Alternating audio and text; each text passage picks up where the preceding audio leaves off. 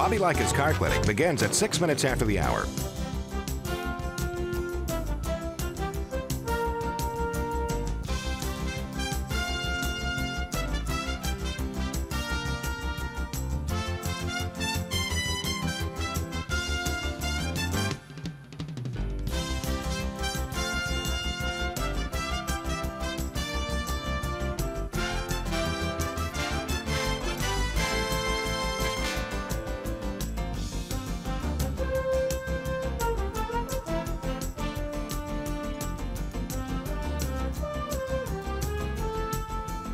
Bobby Likis Car Clinic begins at 6 minutes after the hour.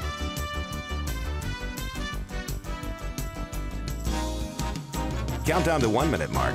5, 4, 3, 2, 1, mark.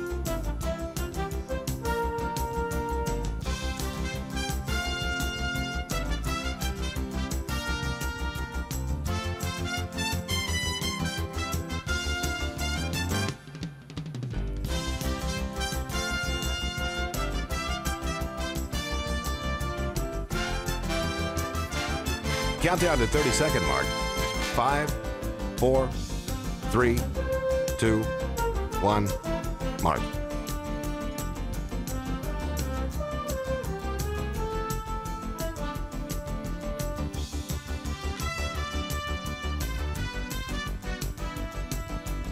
Countdown to 10-second mark. 5, 4, 3, 2, 1, mark.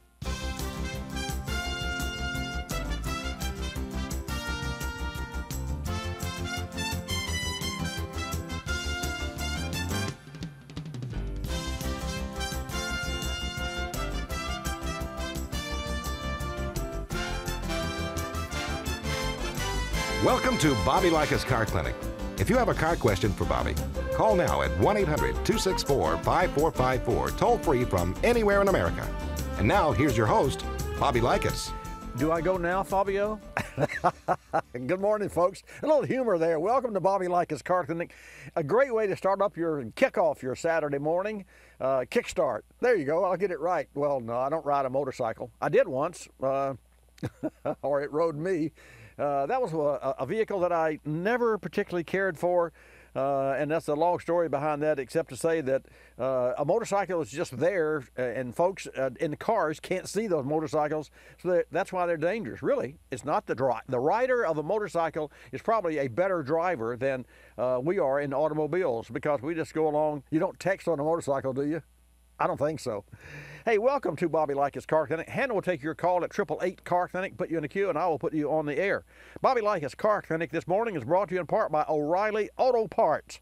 You can sign up to be an O Rewards member today, and you can earn a point for every dollar you spend. Receive rewards twice as fast and on the go when you provide your email address. It's really easy. O Rewards members get a $5 reward for every 150 points they earn. It's fast, easy, and it's free. And only at O'Reilly Auto Parts.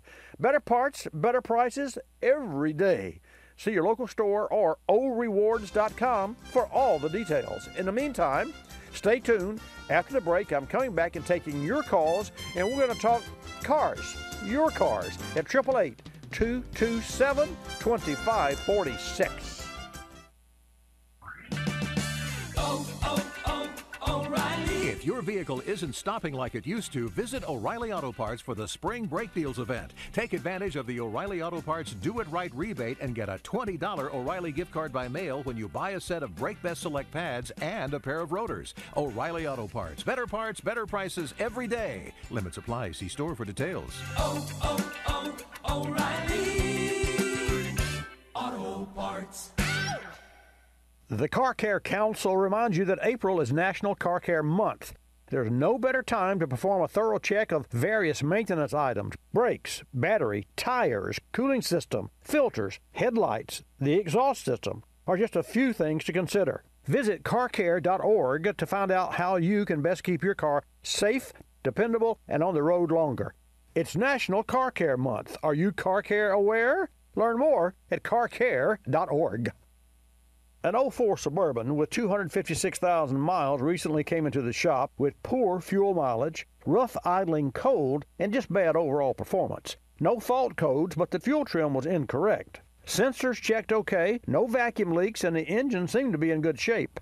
Great time for a bottle of Berryman B60 high mileage fuel system cleaner and conditioner. Berryman B60 features HEST, or high energy solvent technology, an exclusive formula that ultimately helps dissolve fuel residue and carbon deposits to restore lost power, reduce rough idle and hesitation, and improve overall drivability. The owner reported back that the fuel economy had increased and the rough idle smoothed out. Berryman B60 is Berryman's strongest formula available. Drive to BerrymanProducts.com for more information on Berryman B60 and all the great Berryman products. That's BerrymanProducts.com. You're listening to Bobby Likis Car Clinic. Rosie Outfitters, I'm Tina. How can I help you? I'd like to place an order. Great. Which item? The cotton roll neck sweater, large. Okay. Periwinkle, Loden, or caramel? The caramel, please. The what? I'd like it in caramel. Oh, the caramel? Yeah, that's what I said, Tina. Actually, you said caramel when it's pronounced caramel. Can't we just call it yellow? No. Everyone knows the best part of a Milky Way. They just don't know how to say it. After all, it's our caramel. It's caramel. Ugh, that makes a Milky Way great. You start my morning, you stir in my soul, you warm my heart, make me feel whole. Your aroma calls me, it starts my morning, happy morning. Your name is Folgers Mountain Grow, now you're here.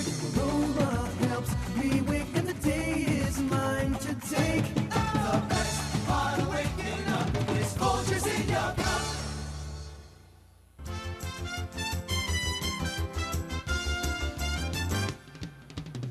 And now back to Bobby Likis Car Clinic and your host, Bobby Likis. Okay, let's get started with today's broadcast. I want to welcome you. I hope you had a great week. One of the things that I was going to share with you and will is how do you know what to do to your automobile? Now, let's say that your automobile is like, for instance, my car, that is in excellent condition. And every time I drive my automobile, I test all the electrical circuits. And when I say circuits, that's not correct. I test all the electrical accessories. Now, what are those accessories? Number one, the start-stop system, of which I'm not particularly fond of. And there's a default that turns that system on every time the car is switched off. So there's a button that's on the right side of the center stack that's a little hard for me to get to, but I have to push that button every time I get in the car to turn off that start-stop system. And I don't do that 100% of the time. And on those occasions where I don't do that, when I pull up to the stoplight, then the engine will go dead. Now, granted, that saves fuel, but but how much does it really save? You could backpedal, and the way you drive, you could save 30 times more fuel than that system will save. But so why do you think that the manufacturers, the OEMs, install start-stop systems on cars? For example, they're expensive because the starting system is very robust. The battery for the start-stop system is a separate entity from the battery that drives the car. I bet you didn't know that. And a good example, you could take the start-stop battery out of the car or disconnect the ground side on the start-stop system. Now, granted, there would be a fault code and a light would come on that said you had a fault with the start-stop system, but that system the rest of the automobile would operate as it would even with the start-stop system engaged.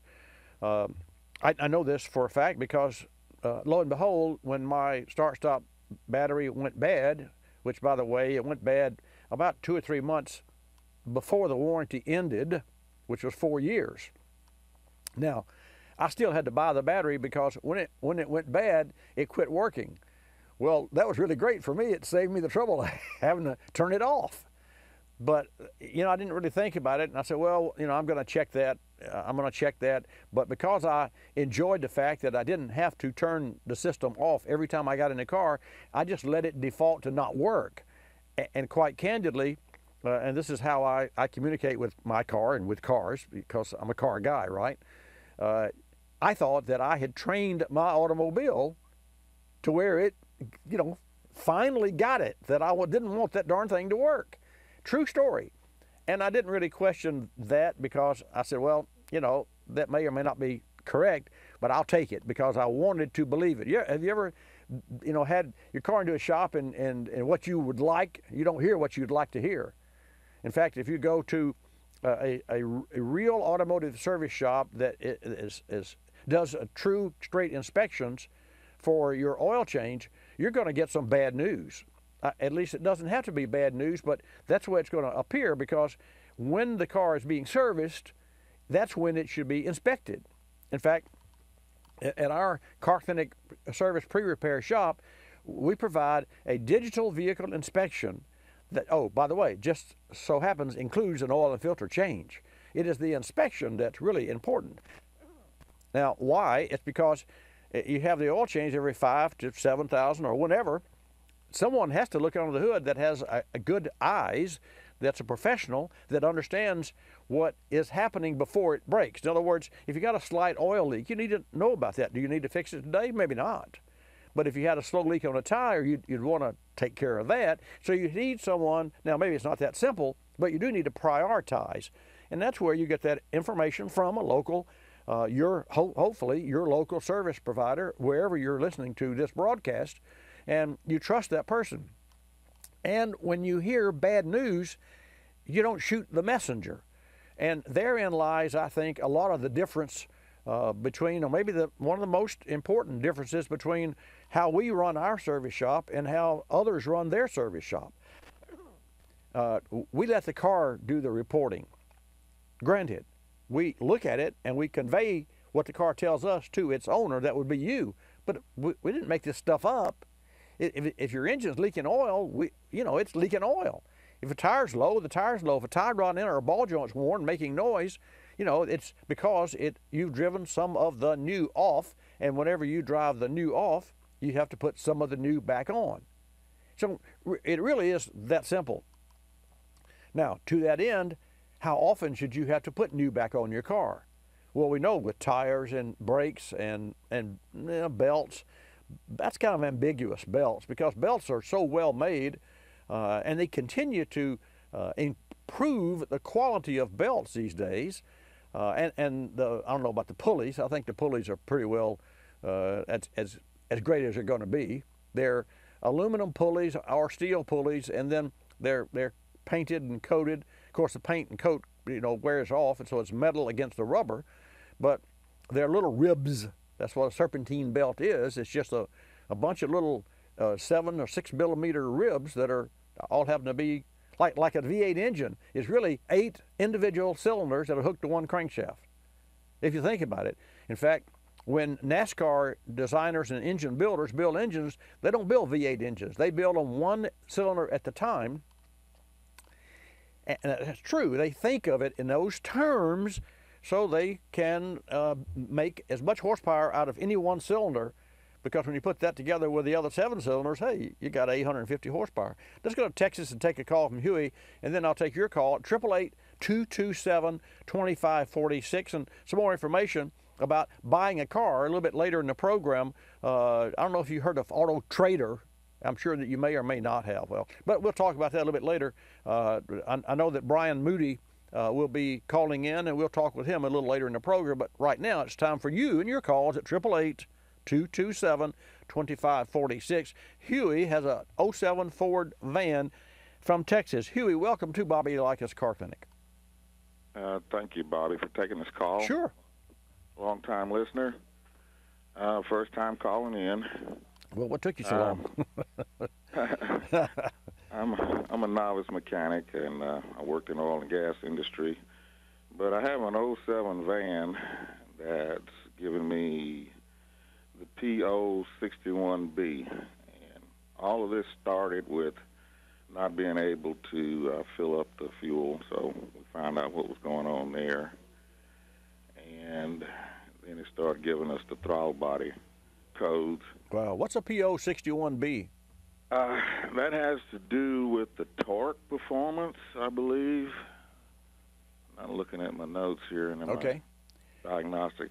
It has to do with the internal control torque calculation performance of the car. So vehicle. that tells me that, and let's talk about that just for a short here, Huey. That tells me that the computer, and this is all Right. measured by the crankshaft position sensor. Not all, but that's one of the main sensors, if not the main sensor, that tells the computer that the engine is running. And let's say that for a V6 or a V8 engine, is yours an 8 or a 6? It's a 5.4 liter V8. A V8, okay. All right, so, well, I already know what's wrong with it, but but let's talk about it in just a minute. The engine speed, of course, let's see, how can I say it? You know, if you were to spin a wheel, and then you ever when you're a kid, or you spun a wheel and you grab it and you kept it spinning it faster and faster and faster until you could, and you do that by slapping the wheel with your hand. You see where I'm going here? Okay. Yes. Well, each time one of the cylinders fires, it knocks the crankshaft down, pushes the piston down. So if you have one cylinder that has, let's say, 2,000 pounds of pressure, it's going to drive the cylinder down at a certain speed. But if the next cylinder has only 1,000 pounds of pressure, it won't be the same speed because it doesn't have that much power to push. Well, believe it or not, at 2,000 RPM or 3,000 RPM, you would never know because the engine is spinning. But the computer sees the individual piston push down.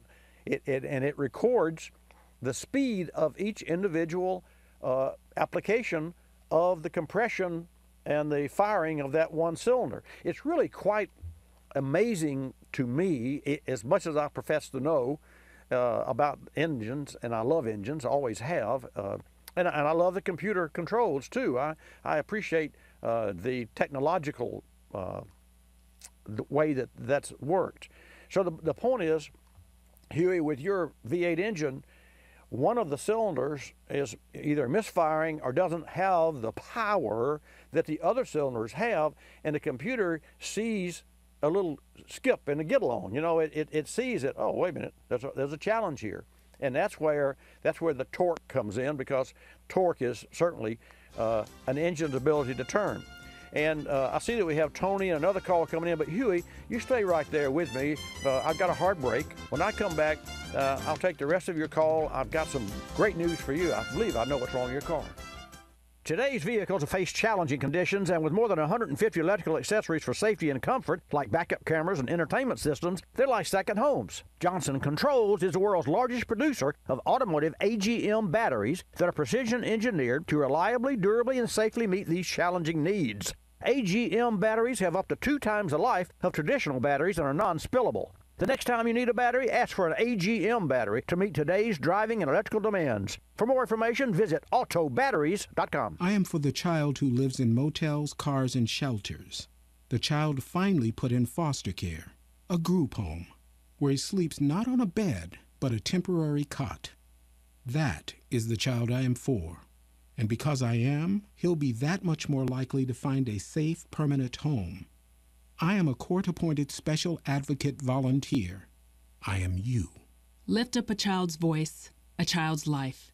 Get involved at casaforchildren.org. Folks, as winter comes to an end and spring begins, the Car Care Council reminds you that April is National Car Care Month. Time to get your vehicle ready for spring driving and summer road trips. Here are a few things you could consider. Your vehicle's tires keep you rolling down the proverbial highway. A few simple checks help extend tire life, improve MPG, and keep you safe. Start with tread depth. Insert a penny head first into the lowest point of the tire tread. If you see the top of Abe's head, you need new tires. Correct tire pressure is also important, as under or overinflated tires wear unevenly. Improper wheel alignment may not seem vital, but misalignment can shorten tire life and pose safety issues. What are the signs? Pulling to one side and a loose or vibrating steering wheel are common symptoms. For more great tips, videos, and recommended service schedules, visit carcare.org. And while you're there, order your free copy of the Car Care Guide for your glove box.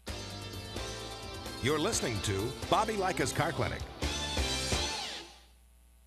The airlines like to have sales. Summer getaway sales, holiday sales, winter sales. Truth is, at any moment, some airline somewhere is on sale with low fares to great destinations. Travelocity knows exactly what's going on, who's on sale, to where, and when, at over 700 airlines worldwide. We even have this nifty feature that lets you look at a calendar so that you can see exactly the days the great fares are available. Travelocity.com. Go virtually anywhere. AOL keyword, travel. Hun, guess my temperature. It's 2 a.m. Go to sleep. Come on, one guess. 98. Higher. Higher at 99. You're getting warmer. Wait, I'm getting warmer. Cold symptoms keeping you from getting a good night's sleep? Get NyQuil, the nighttime sniffling, sneezing, coughing, aching, stuffy head, fever so you can sleep better to feel better medicine. Use as directed. One more guess. 100. Yes. Tell her what she's won, Bob.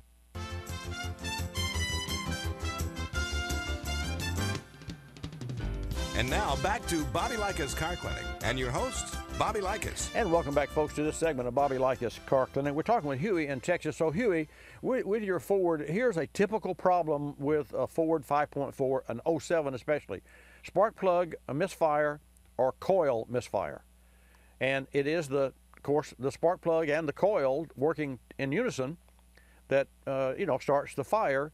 And the flame in a cylinder, and that's where the whole combustion process is started. So have you replaced any plugs or coils in that V8 engine? No, sir. With my scanner, snap-on scanner, I'm seeing 1 3-cylinder misfire. Right. Okay. All right, here's also, what... I'll say, go ahead. I'm sorry. Let me update you a little bit. Okay. This van belongs to a neighbor of mine, but anyway, he decided to replace the throttle body, so I got a vehicle with a known good throttle body with the stepper motor and TPS on it also. Right. And did fine, drove it around, started dying. I was looking at the scanner, and the P061B came up, and everything else was fine. So came back and checked all the connections at the PCM, did a lot of stuff, but I never did get the misfire anymore. But it is misfiring. Well, it is because the computer, yes. The computer sees a differential in the fire. Here's what has to be done. It's not quite as simple as it sounds, but let me give you the quick version. You replace all of the coils, and you replace all of the spark plugs. Here's the challenge. That engine has a spark plug. It's a 3-valve head, and I'm almost certain that it is. That engine has those spark plugs that are infamous for breaking off. You probably know that by now. That is very true. So I would advise you, because you're helping your neighbor, you don't want to turn out being the bad guy. I would advise you to encourage your neighbor to take it to a certified shop that's been there and done that. We have a process that we use to get those plugs out. And I'll make you a short version. We will use an injector cleaner, and we will clean the injector system, the injection system, decarbon the injection system, the night before we remove the plugs. And then when we do, we don't finish the cleaning system. We leave the cylinders wet. Now we don't leave them where they're hydraulic, but we leave and we don't go out and drive the vehicle after the cleaning process, which is we go over to the lungs of the engine with a liquid, and it fogs the intake manifold, and you heard me talk about black lung disease, and that's where it cleans out the plenum chamber and the intake runners and what have you. So about 85% through that process, we shut the engine off. And you got to make sure that you don't over ingest any liquid because you could hydraulic the engine. I know that for a fact. So you want to make sure that doesn't happen. But you also want to make sure that you leave enough of this decarboning agent in the cylinders to soften the carbon that is inside the cylinder. Now, how does it get in the cylinder? Well, it goes through the intake ports. That's what cleans the intake ports. What that does is that helps to soften the carbon that is built up on the sheath of the extended spark plug tip, which is about 1 inch long, just under 1 inch long. And what happens when you unscrew the plug, that extended part of that spark plug, which is metal, is just crimped in place, and so the plug comes out, but you're having to imagine that imagine eating a popsicle and you get down to the last little bit and you put the stick in your mouth and you rake off the rest of it, or eating a chicken off a skewer. You get where I'm going? Well, that's what happens when you unscrew the spark plug. It's like a skewer, except the carbon won't come off, and you unscrew the plug and it boom, and then it breaks the plug and it leaves that piece in the cylinder. It's still in the hole, and there's an aftermarket tool that allows you to drill out, or not drill it all the way out, but to drill and extract that piece that breaks off. If you're lucky. If you're not lucky, a piece goes in the motor, you can't get it out, and you got to pull the head apart. So that is the kiss of death. That you just don't want to go there. So we softened that carbon the night before, and then the next morning we loosen the plug. And if you can get the plug to go, like from 12 o'clock, where at any given point, and you move it 5 minutes back, well then tighten it 5 minutes back, and move it 6 minutes, and then back to tight. And then if you can back and forth and rock it back and forth to get it maybe to come a half a thread, just to get enough to get the seat of the plug just off of its seat, where the ferrule, where the chamfer seals on the head. You know what I'm talking about?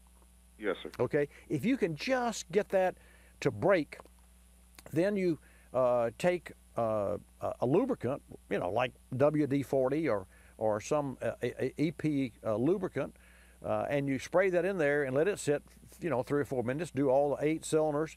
Drink a cup of coffee, come back, and then that almost ensures that you'll get those spark plugs out. And if you're very patient with that process, you'll get those plugs out. And when you go back in, and here's what we do. Because we know, and we get a lot of these, we've had a lot of these that come in with, cylinder number 1 misfire, cylinder number 4. So you put one spark plug and 1 coil on 1, or 1 and 4 or 2. And then the car would come back a week later with number 6. So we don't do it that way. We put all the plugs in and replace all the coils. That's kind of expensive. So as a courtesy to our customers, I suggest, and I did this recently, I suggest to our customers, bring us the vehicle the night before. Before you come up, go by O'Reilly Auto Parts and pick up a set of Excel spark coils. And there are 2 different part numbers, and one's for a different valve, and the coils are the same, but the boots have an angle for one head, and they're straight with the other head. And it's just like a 20-degree angle. But I encourage them. That way, the owner is buying the coils at a cheaper price than what we could sell them for from O'Reilly Auto Parts direct, and the Excel is I think a fantastic product. I've used it and it works well. And then we put the spark plugs in, and we supply the spark plugs, and we've really had, I don't know, we've never had to take an engine apart to get a spark plug out, and yet we've had some that break on us. So that's the way we do that, and that's what I would suggest that you do, or at least have a professional do on the car. Any questions? Yes, Bobby, thank you. That was a very thorough answer, and I've experienced that in the oil and gas industry. I was a maintenance mechanic, and we had to rock and forth back and forth. Yeah. Some of the bolts and takes stuff, a lot of patience, doesn't it, Huey? Takes a lot of patience. Yes, sir. And I'm a firm believer in PB Blaster. But one question, a recommendation for spark plug, and I do use Excel quite extensively on my cars around here I work on. I do Corvettes quite a bit. Well, you know, when I think of spark plugs, I think NGK. They're the ignition specialists. Well, you read my mind. Really? Yes, you did. Well, that's and that's something that here's a gentleman, folks, that understands and has been there and done that. Granted, he said he's a novice technician, but as novice as you may claim to be, you know the quality of parts. And I don't sell in NGK. I do in my shop, but you know, they're not a sponsor of ours. Excel is not a sponsor of ours. But I will tell you, we use those particular brands in our shop. And if I had your Ford, that's what I would use. I would use as I said, the NGK company, they are ignition specialists in their own right. And then Excel, of course, makes terrific coils. And I like to get them from O'Reilly Auto Parts because they come in one box. All of the coils come in one box. So what does that mean? Well, it means that box was boxed at one time at the factory, so all of the coils would be in the same batch. Exactly. And to me, what does that mean? Well, you know what that means. It's like buying a set of tires and you got 4 different tires with 4 different born-on dates. That doesn't work for me. Anyway, I got other calls, but Hugh, it sure is great. Where do you live in Texas, by the way? I live in Tyler, the Rose Capital, they call it, home of Earl Campbell, and a lot of East Texas football players. Right. Well, congratulations on the football, expertise. I was born and reared in Birmingham, and then I moved to Chicago. That was a culture shock. And then I ended up in Florida. But my number 1 team is Alabama, and my number 2 is Florida State. So there you go. Hey, thanks for your call. It's nice to talk to you. Let me know when you get to the other side if you got all the plugs out. I'm sure that you'll be able to do it because you got it. Yes, sir. I will definitely get back with you and let how everything turned out. Thank you, my friend. For your show, and keep up the good work. Thank you, sir. Appreciate that. What a great conversation. Let's go to another one. Tony, welcome to Bobby Likis Car Clinic. Thank you for holding there. I appreciate you. No problem, Bobby. Hey, I have a quick question. I've heard you talk before about chips for engines to get better performance and stuff out of them. Sure. I have a 2005 GMC 3500 pickup truck dually with a Duramax diesel engine in it. I'm the second owner of it. It has just over 200,000 miles. It's running great. Right. The only thing I've ever done to it outside of routine maintenance is a brake booster that developed a leak and had that replaced. But I'm getting ready to go on the road, and I'm going to be towing a trailer, a 14-foot dual axle Wells cargo enclosed trailer with probably about 1,500 pounds of weight in it is probably what I'll be towing. Right now, my truck, if I go on the road with it and I keep it if I set the cruise control at 66 to 68 miles an hour, right, I'm getting about 18 miles per gallon in that truck. Okay.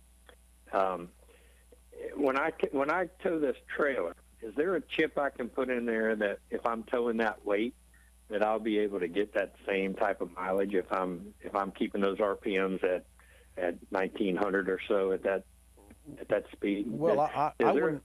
Chip that'll do that. Yeah, there's not a chip that will do that. There is no such thing as maintaining the same miles per gallon when you increase the load of the engine, unless you offset, and that's what you're asking. So the answer to that, it depends. But I would now if you listen to this program, you know that I endorse the Diablo Sport, which is a program tuner for GM cars and Ford and Chrysler and Jeep.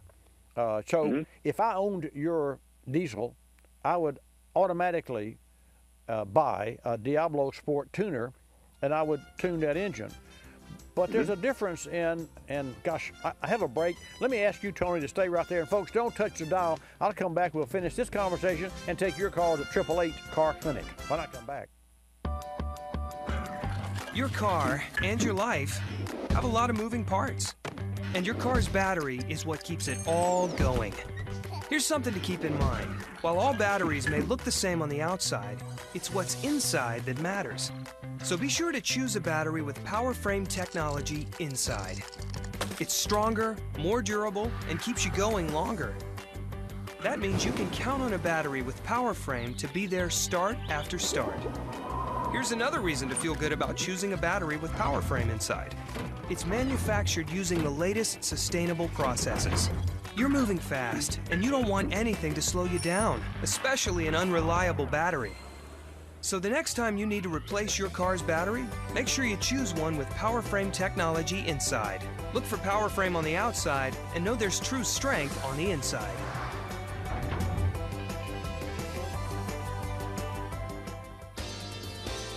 You're listening to Bobby Likis Car Clinic. Waking up can be a chore, but morning's knocking on my front door. Know just what I'll do. Put on a pot of Folgers brew. Mountain grown aroma hits the spot. Helps me give all that I've got. An opportunity to start out smiling and happy. The best part of waking up is Folgers in your cup. I'm privileged to be involved with Capstone Adaptive Learning, formerly known as United Cerebral Palsy, for over 25 years. Since 1953, Capstone has provided quality care programs for persons with developmental disabilities like autism, cerebral palsy, Down syndrome, and intellectual disabilities. Dr. Sherry White with her team are dedicated to Capstone's clients, and 100% of your contributions stay local to serve those in this community. Go to capstoneadaptivelearning.org to see the difference Capstone makes. Technology moves at the speed of innovation, and today, that's lightning fast. So when you get your hands on the latest tech, don't forget to do the right thing with your old devices. Recycle them. The Consumer Technology Association and its members are making recycling your old tech device as easy as purchasing new ones. Just go to greenergadgets.org, type in your zip code, and you'll instantly find the responsible recycling location closest to your home. You'll also find lots of tips to simplify your recycling, like asking the store where you buy your new TV if they'll haul away your old one. Television sets, video game consoles, smartphones, tablets, they're all recyclable. Don't let them clog up your local landfill. Just visit greenergadgets.org. You're sharp enough to get the latest tech tools into your home. Now be responsible enough to get your old devices to the recycler. That's greenergadgets.org.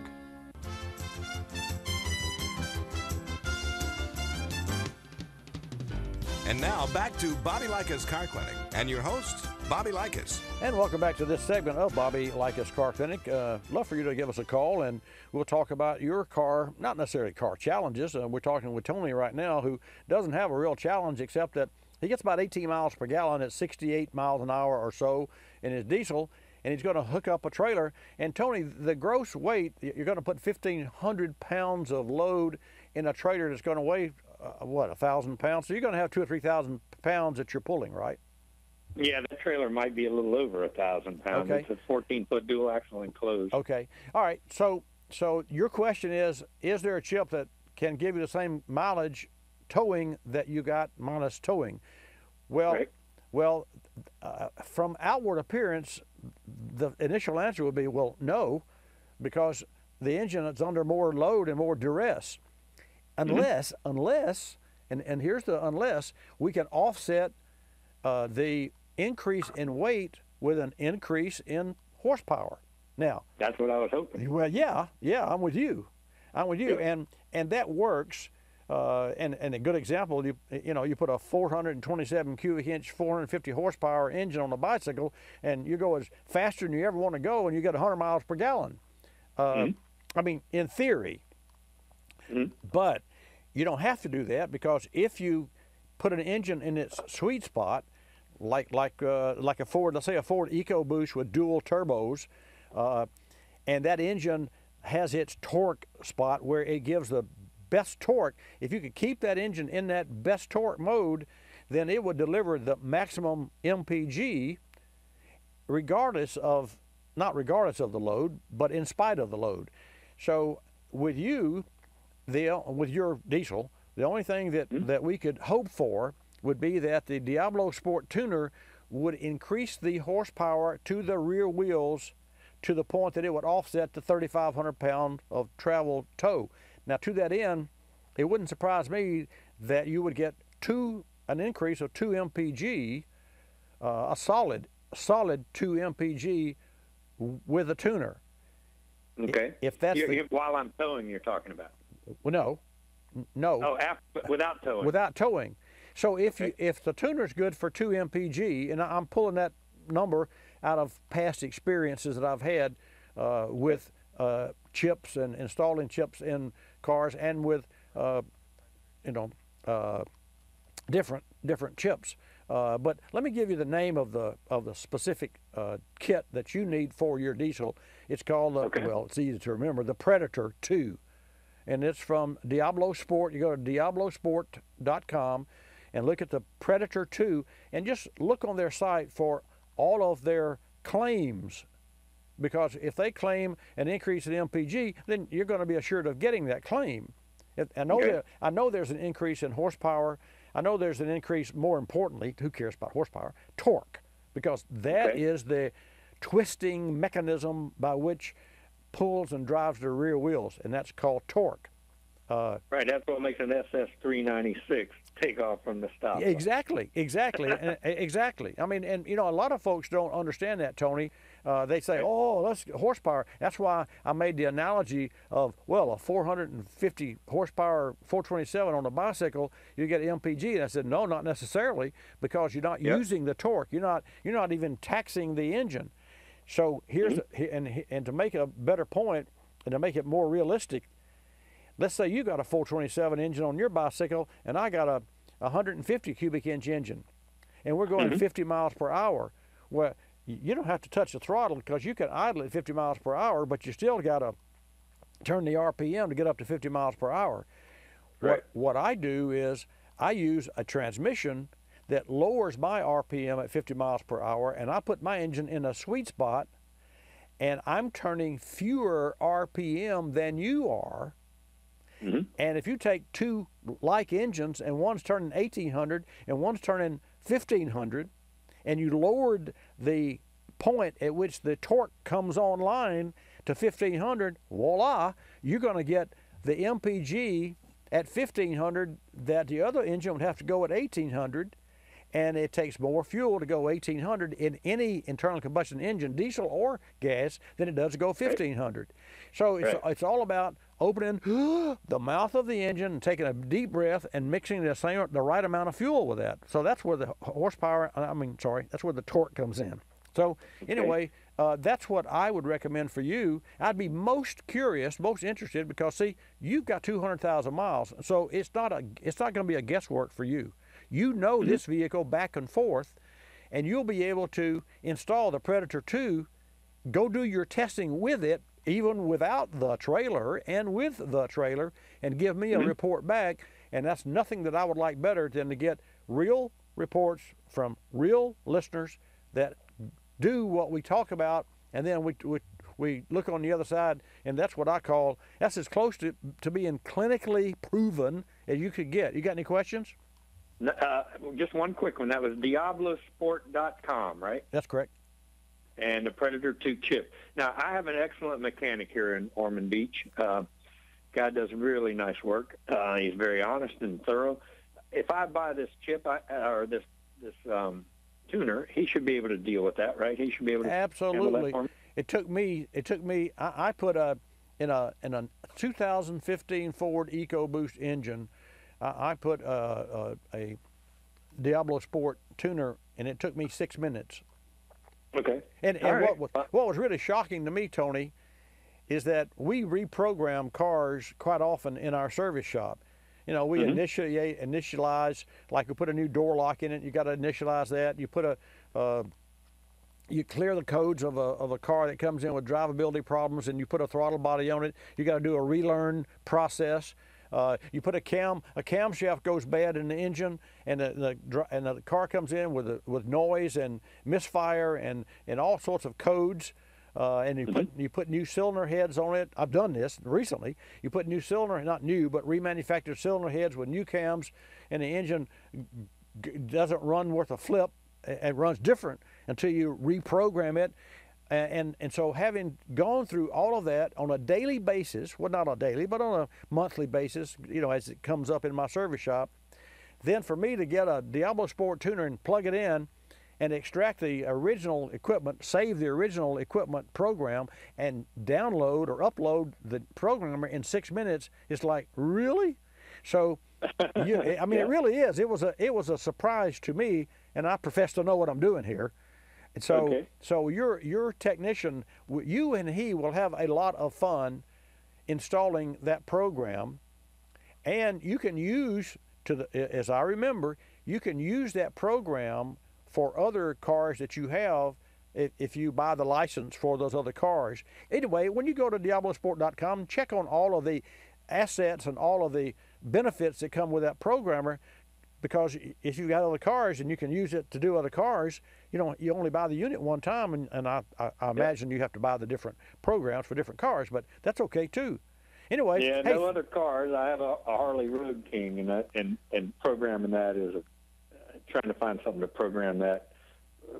Getting around Harley is pretty tough. Yeah.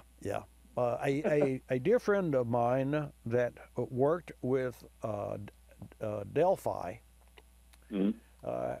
Ben Johnson, no longer works with Delphi, but I've been to Delphi and to their toy store, their customer store, and the bottom line, this individual developed the shop manual for Harley when Harley went to fuel injection. Hey, gotta go. Appreciate you, and I'll see you. Let me know when you get to the other side of that, okay? I will. I'll get back to you on that. Okay. Hey, folks, I want you to hear just a little information. Brian Moody is the executive editor for Auto Trader.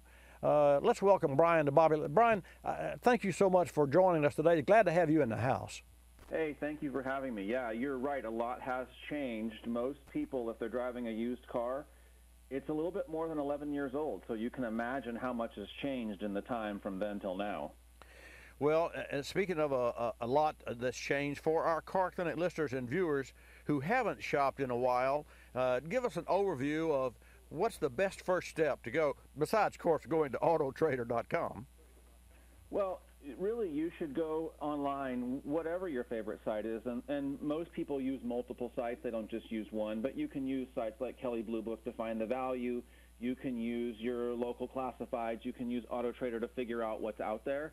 But doing a lot of research online will save you time and energy later. When you go to the dealership, by the time you get to the dealership, you should already know quite a bit about the car you want to buy, how much you can afford, and super important, what's your credit score. Know those things before you go down there. Good advice. I mentioned the must-drive list for 2018. Which vehicles are on that list, Brian? Well, there's 12 cars that we put on our must-test drive list, and the reason that we came up with this list is because we know people are busy, and we wanted to narrow it down to say, listen, if you're going to take the time to go all the way down to the dealership, you want to make the best use of your time. So here's 12 cars that we think are worth your time and energy in a variety of price ranges and vehicle types. If you see one you like, stop me and we can talk about it. Off the top is the Buick Regal Tour X. That's a station wagon kind of thing. Think of it as the Buick version of a Subaru Outback. And here's one of the reasons why we came up with this list, because a lot of the things that you may have assumed or a lot of things that you think you know from the past aren't true anymore. So there's that Buick on the list. We also have a Kia on the list, the Kia Stinger. And the Kia Stinger is a front-engine, rear-wheel drive, high-performance sedan from Kia. And it's quite good-looking also. So back in the day, you would have thought, let's say 10, 12 years ago, I don't think the average person would have been thinking Kia, and I can't blame them. They weren't that great then. But they have improved. They have a 100,000-mile warranty. They have compelling design. They have compelling features. So it's important to keep that in mind when you're shopping. Don't just go for the same old thing, because you might be missing out on a better deal or a better car. Well, no doubt about that. And to that end, it's so ironic today that we're talking, because the bottom line, just 3 weeks ago, a customer drove up into our service shop with a black brand new Stinger, which is, by the way, one of my favorite cars, and asking about if we could put on some accessories that he was thinking of buying. Brian, this car was a $38,000 BMW beater is what I called it. Really? It's very quick. It's the most comparable to something like a BMW Grand Coupe or an Audi Sportback. It's quicker than some of those cars, believe it or not. And like you said, the price is reasonable. The interior is nice, and it's rear-wheel drive or all-wheel drive. So this is not the Kia from a decade ago. This is an all-new thing, and we think people, it would do them well to consider some of these cars that they might not be thinking of first and foremost. We're talking with Brian Moody, executive editor of video for autotrader.com. No doubt you've shot a lot of footage of cars in your life. You mentioned about making the most of a test drive. How can folks make the most of a test drive? Well, here's what you do. Be prepared to spend some time. Like, take your time. This is depending on where you are in life, what stage of life you are, this is a 10, 20, 30, 40, maybe even a $50,000 purchase. Treat it like the seriousness that you would treat any high-dollar purchase, like buying a home or purchasing a cabin or a boat or something like that. Don't just show up. Plan it out. Know what you're going to do. Drive on roads that are familiar to you. Spend enough time in the car that you can tell whether it's comfortable or not. And if you really need to spend more time, tell the dealership, listen, I'm serious about this car, but I want to take it overnight, or I want to take it to lunch, or I want to pick up my wife, or I want to, whatever you want to do, tell them up front what you want to do, and they'll usually accommodate you, because this is the thing that people I don't think realize about dealerships. They're local businesses that employ local people, and they're part of the local community. It's not Ford doesn't own the local dealership, or Jeep or Kia or whoever. So believe it or not, they want you to be happy, but give them a chance to make you happy. They can't make you happy if you don't tell them what you want. So spend the time, know your credit score, know the kind of car you're going to want, have a budget in mind, and here's the important thing. Bring your stuff with you. If you have a dog, bring it. If you have kids, bring them. If you have baby seats, golf clubs, strollers, bring all that, because you got to find out if it's going to fit or not. What if you spend $50,000 on a car and get home and you find out that your child's stroller won't fit? That was the wrong time to find that out. You paint a picture, and folks, get this. You walk into a dealership showroom with your dog and your cat and your kids and your golf club, and you said, I want to test drive one of your cars. And to that end, I even talked about sometimes that people, and what do you think about this, Brian? People should rent the car from a rental company that may not be the same car, but the same make, so they can use it over a weekend to really get a feel. What do you think about that? I think that's an excellent suggestion, and there's one little thing to keep in mind when you do that. So, yes, of course, that's a great idea. It's a good way to get a feel for the car. The one thing to keep in mind is that when you go to rent a car, they don't usually have the top trim level. So say that you wanted a Toyota Camry and you want the XSE, the nicest one with the biggest engine. Right. You're not going to be able to rent that one. However, for everybody else that you want just a normal Nissan Pathfinder SV or a Honda Accord LX, yeah, by all means, see if you can rent one. But before you do that, ask the dealer if you can take it home overnight. They might let you, as long as you give them some collateral and make sure they know that you're a normal person. Those are both. Absolutely. Great. That's, Brian, I couldn't suggest a better way. Now, it is something when you walk into a dealership and you have all of that toys and your kids and all that with you. Brian Moody, executive director and videographer for Auto Trader. And folks, just this week I spent some time on Auto Trader, and I like the way and the ease by which you can shop and look for cars there. In fact, we performed this week in our service shop at a pre-purchase vehicle inspection on a Bentley convertible, and we found that car on Auto Trader as well. Hey, that's all the time we have for this hour of Bobby Likis Car Clinic, but remind you, another hour will be coming up after the top of the hour. I'm Bobby Likis. You're listening to Bobby Likis Car Clinic. Like us, you'll love us. Bobby Likis Car Clinic.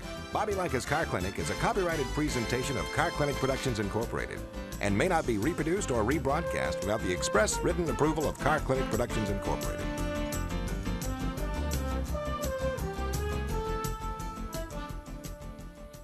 Berryman's B12 Chem Tool features HEST, or High Energy Solvent Technology, which helps maximize one-tank cleanup of intake valves, fuel injectors, carburetors, and combustion chambers. But don't take our word for it. According to Kirtland, Berryman B12 Chem Tool is an essential tool for all my engine needs. I keep a can around to keep the carbs clean on my tractor, lawnmowers, and especially my 68 Camaro. This is an awesome product. You can learn more about Berryman products and their HEST technology at berrymanproducts.com. This This message is for all of you sitting in the passenger seat. And apologies if it gets a little uncomfortable, but how does it feel to be at the mercy of someone who thinks a random text is more important than your life? Someone who takes their eyes off the road while speeding along in a 3-ton hunk of steel. Freaky, right? Well, why not just ask them to stop? Or better yet, volunteer to text for them. It might be a little awkward, but believe me, you'll live. Learn more at stoptextstoprex.org. Brought to you by the Ad Council and the National Highway Traffic Safety Administration.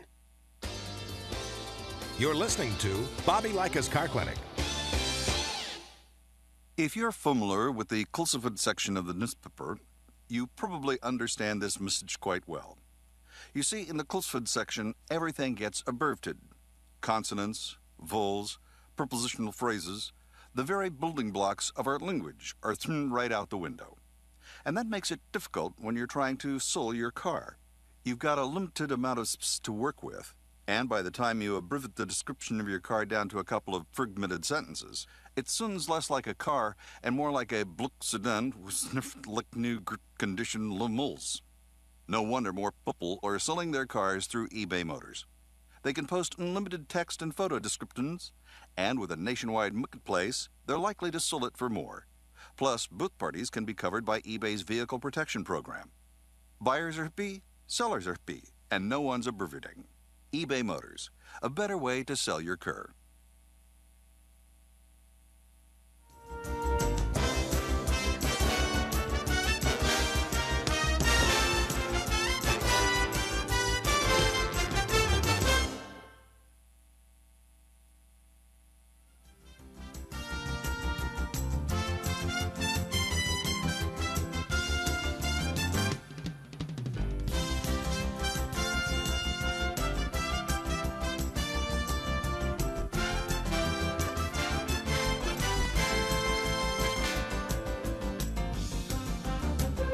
Bobby Likis Car Clinic begins at 6 minutes after the hour.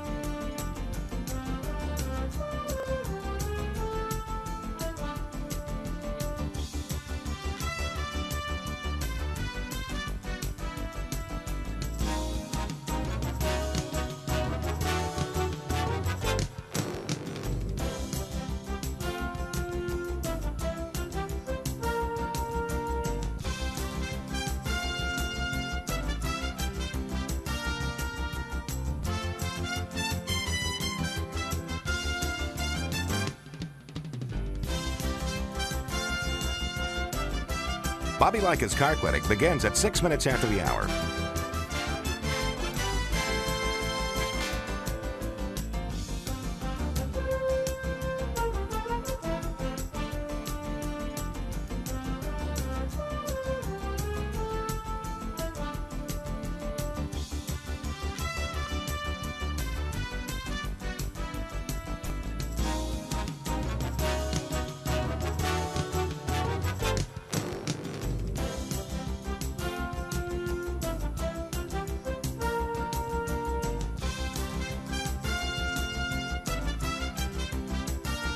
Bobby Likis Car Clinic begins at 6 minutes after the hour.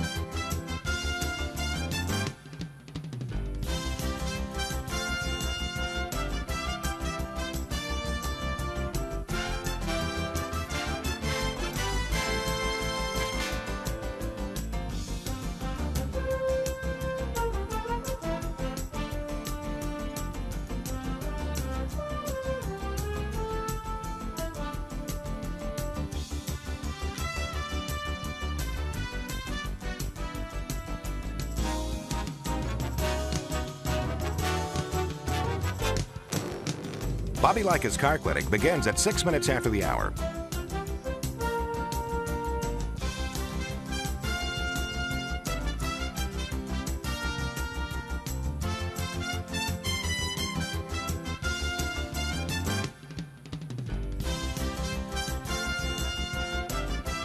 Bobby Likis Car Clinic begins at 6 minutes after the hour. Countdown to 3-minute mark. 5, 4, 3, 2, 1, mark.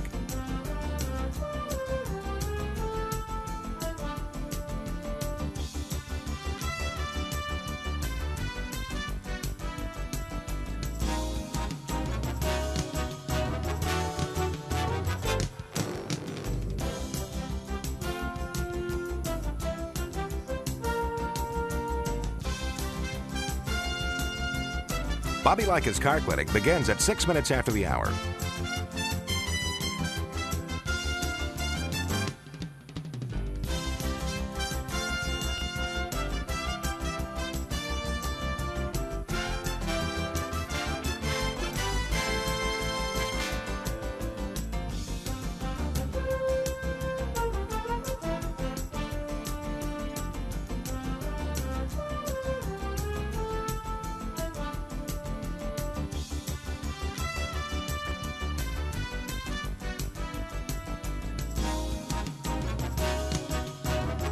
Bobby Likis Car Clinic begins at 6 minutes after the hour.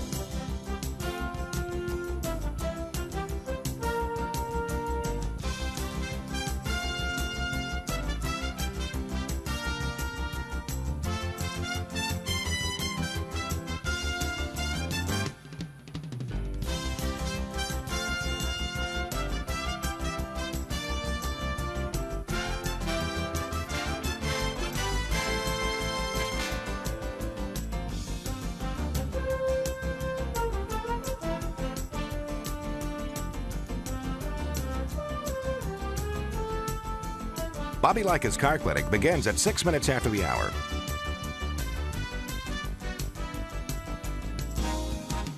Countdown to 1 minute mark. 5, 4, 3, 2, 1, mark.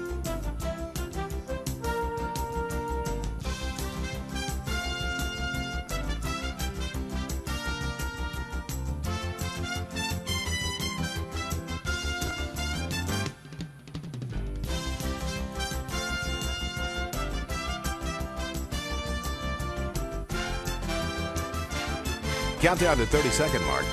5, 4, 3, 2, 1, mark.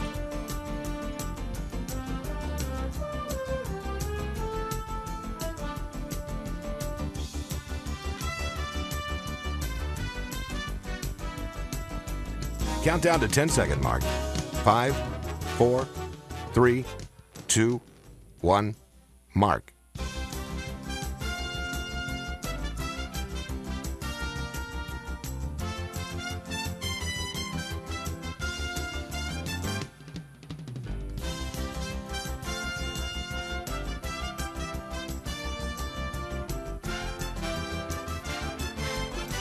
Welcome to Bobby Likis Car Clinic.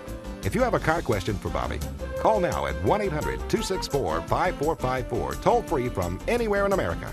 And now, here's your host, Bobby Likis. And thank you, Marty White. That's Marty White that actually produced the intro for me some 25 or so years, 27 years ago now, and still going strong.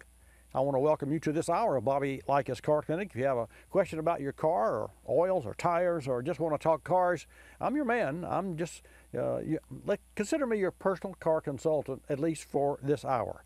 Bobby Likis Car Clinic is brought to you in part this hour by the Car Care Council, reminding you that April, really, is National Car Care Month. Well, fancy that.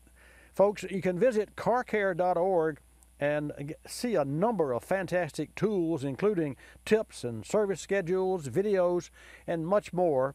Check it out at carcare.org. And while you're there, you can put in your VIN number, and that's the 17 alphanumeric digit number. That's your birth certificate of your car. Put that in the right place for scheduling in that site, and it will customize a service schedule for your car.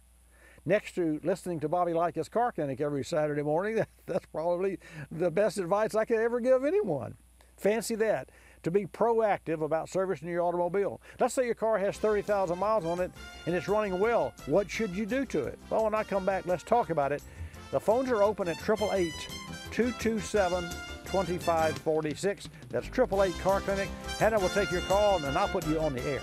We recently sat down with Johnson Controls Global Brand Manager Joe Meyer to discuss the advantages of AGM batteries. Joe touched on why many of today's vehicles are better suited for this technology. Let's hear from Joe. Certain attributes that make your vehicle a good candidate for an AGM battery really depend on the electrical demands that are placed on the battery within your vehicle, as well as potentially the vehicle application, such as start-stop. Most vehicles manufactured in recent years actually contain more than 150 electrical accessories, including backup cameras, navigation systems, even power windows, which are part of our everyday lives. Our AGM batteries are manufactured to meet these electrical demands.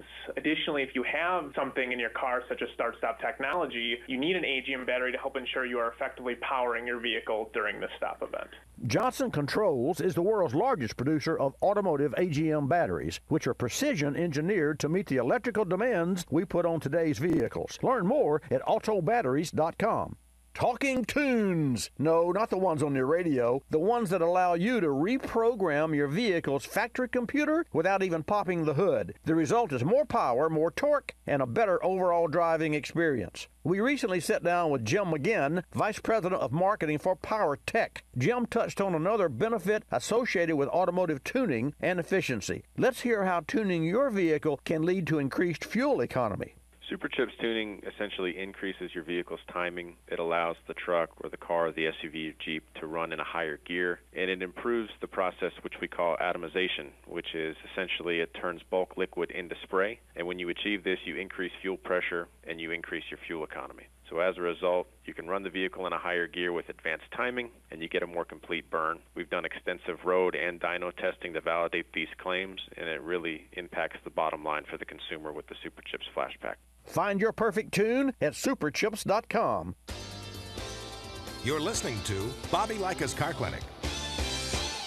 Another lending success story from LendingTree.com. Car dealers like playing games. They play percentage points, they play markups, but I don't like playing with my money. So I got my auto loan through LendingTree.com. I filled out one simple form, a marketplace of banks and lenders competed over it, and I got 4 offers back within hours.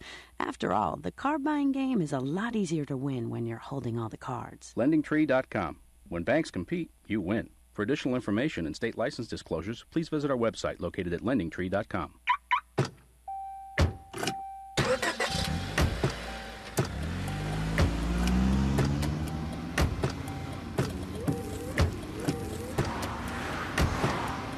Driving has a rhythm all its own. Don't wreck it with a text. Before you get behind the wheel, silence your phone. Or better yet, designate a texter. For more text-free driving tips, visit stoptextstoprex.org. Brought to you by the Ad Council and the National Highway Traffic Safety Administration.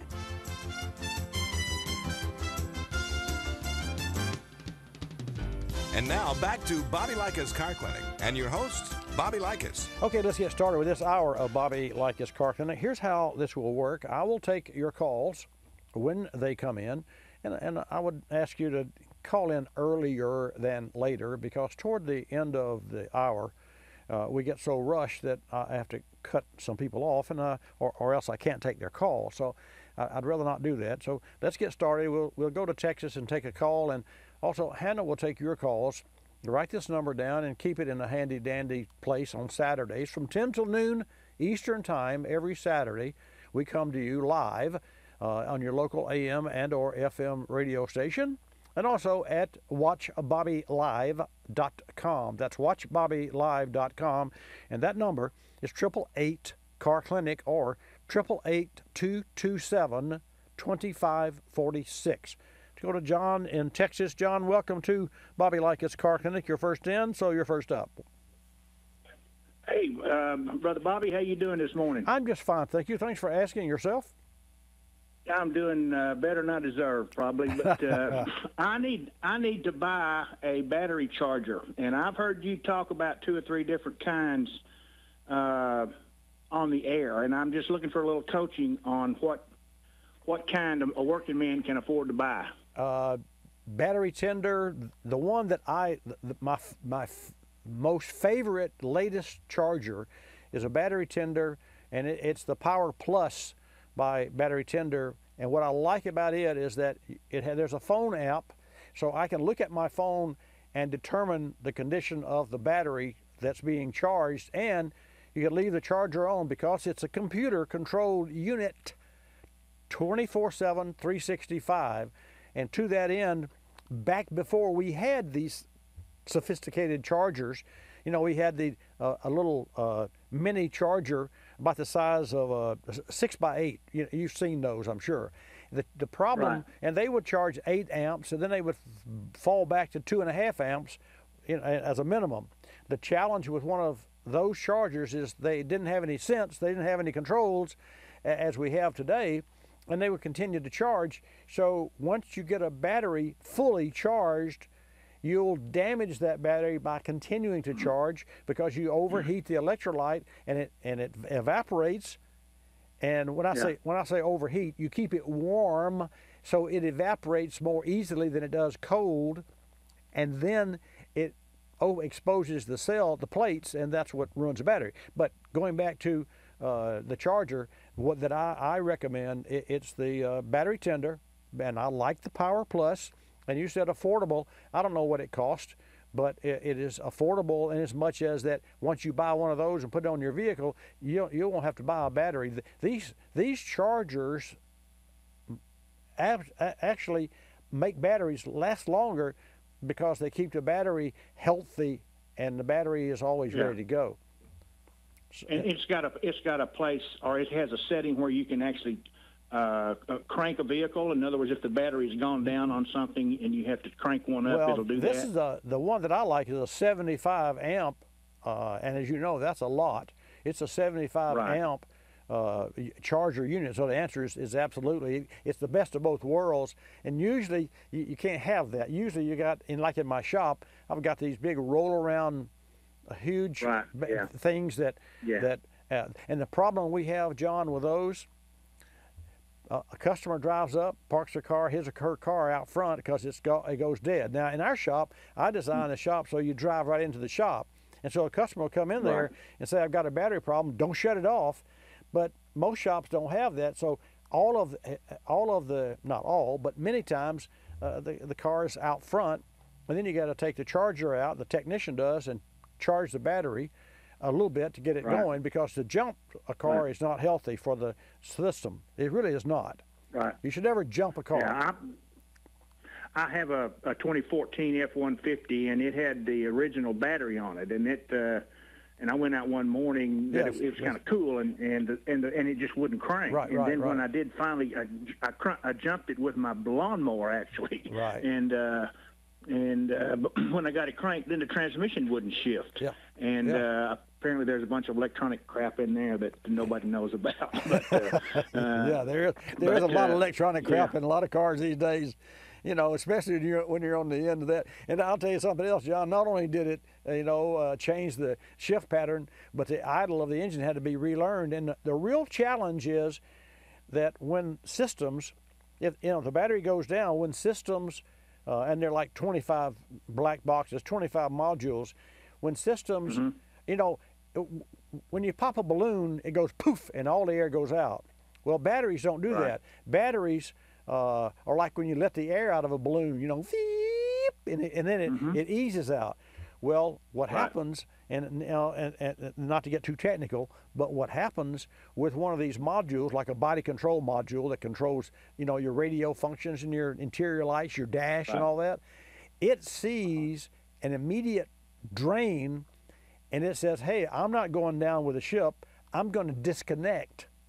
And when it sees a battery, because it looks at battery voltage, and as you know, like oil pressure, like your blood pressure, you don't go from 135 over 70 to 100 over 40 like that. You go up and you go down. Well, the same thing's true for hydraulics with the engines, and the same thing's true for voltage, and unless there's a short. And so the computer is looking for any instance or indication of a short, and a short in a vehicle means that you've got a direct positive to ground, and what happens, that voltage goes from 12.5 or 13 down to 7, and that body control module says, let's get out of here. And so it disconnects from the battery, and that's where people get into trouble, because when it disconnects, it doesn't want to connect back up until you get a professional scan tool that reinitializes. Anyway, it's very interesting, but you got the information you need. Thanks. Where do you live in Texas, by the way? I live in East Texas. Over around by Athens and Tyler, Texas. Yeah. Well, hey, thanks for calling. Yeah, it is beautiful country. It's flat. I went to Midland one time, got off the plane, and I could see for miles and miles and miles. Well, that's Midland, but East Texas is a lot rolling hills, piney woods. It's Post Oaks. It's a lot different than West Texas. Well, Don't confuse us. well, We're a lot different. Well, county one of cat. these days I'll have to come to East Texas, because when I think of Texas, I think of Midland. So, you know. Well, hey, I know, and I know. There's a lot more to it. When you Yeah. come to East Texas, I'll buy you a big orange drink. How hey, about that? and I'll drink it too. I appreciate you, man. Thanks for your call. Okay, bud. Yes, sir. Bye. 888-227-2546. 888 Car Clinic. Let's go to Bo. Bo, welcome to Bobby Likis Car Clinic. Thanks for your patience. Yes, sir. Hey, we had to buy a used car for my daughter. Okay. And I'm right here in Pensacola, Florida. Cool. And on your advice, we brought it to before we bought it to your shop for a pre-purchase inspection. Good. I love that service. It's a great service, I hope.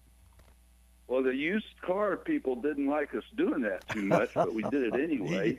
Yeah, you'd be surprised. And your shop gave it a clean bill of health, and from what I remember, charged us very little or a very reasonable price. So I just wanted to thank you for that.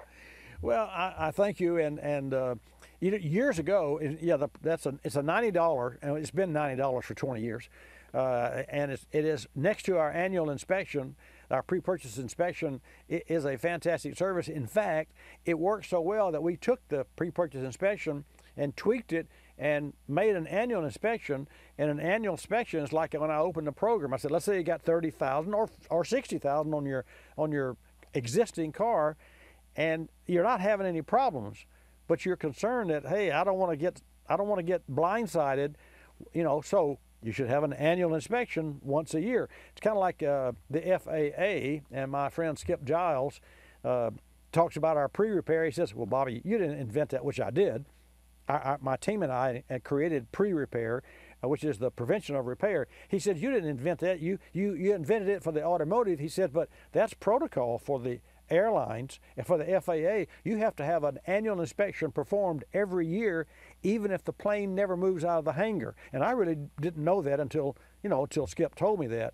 But Bo, thank you so much for your call, and it's refreshing to hear that the guy at the used car lot that was concerned that we were going to nix this car, turned out that we endorsed the car. And you know what?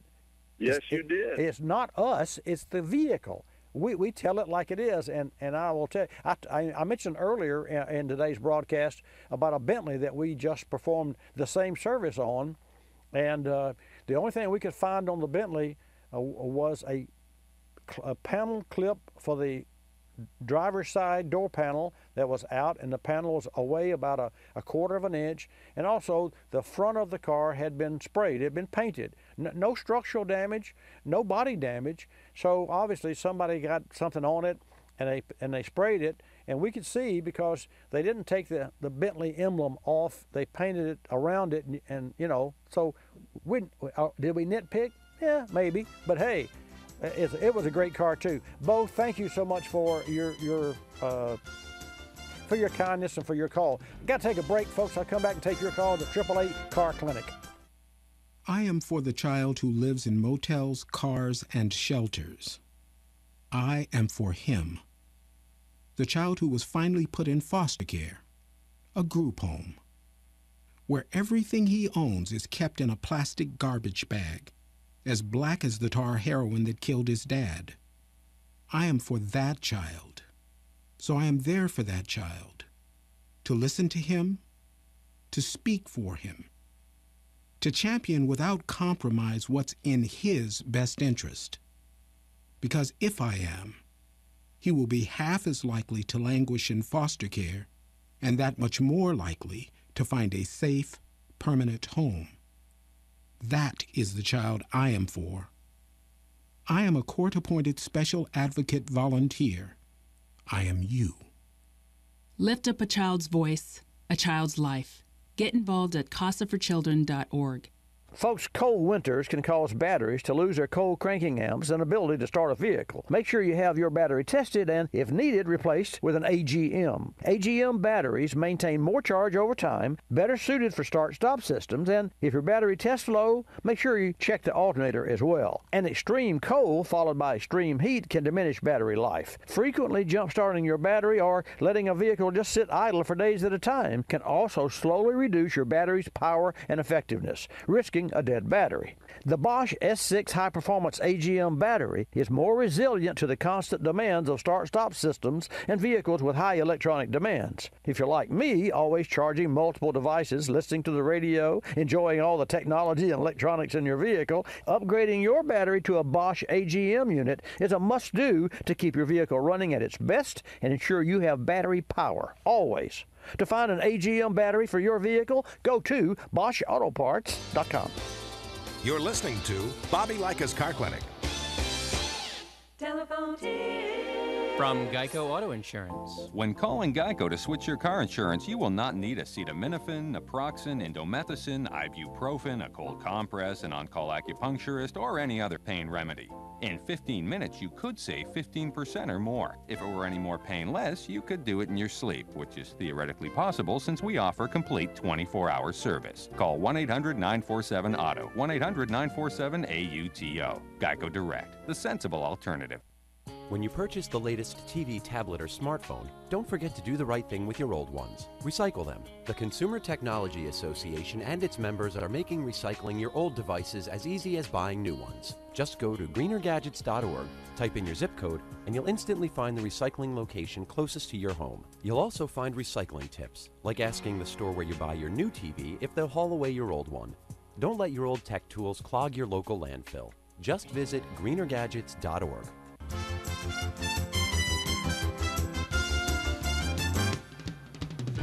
And now back to Bobby Likis Car Clinic and your host, Bobby Likis. And welcome back to this segment of Bobby Likis Car Clinic. Plenty of time left for you to get your call in. Hannah will take your call at 888 Car Clinic. That's 888-227-2546. She'll put you in the queue and I'll put you on the air. I want to share with you information about Porsche. I own a Porsche, by the way. The Porsche I'm going to tell you about is a battery-powered emission.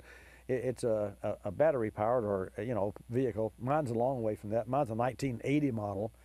It has a great battery in it because I keep that battery charged.